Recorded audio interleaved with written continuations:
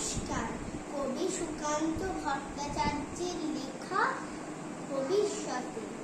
স্বাধীন হবে ভারতবর্ষ, থাকবে না বন্ধন। আমরা সবাই স্বরাজ্যকে হব ইন্ধন।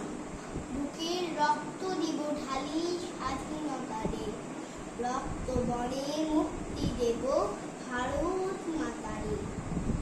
মূর্খ যারা, অজ্ঞ যারা, যে জন বঞ্চিত, তাদের তরে মুক্তি সুধা করব সঞ্চিত। চাষি মজুর দিন দরিদ্র সবাই মোদের ভাই, এক স্বরে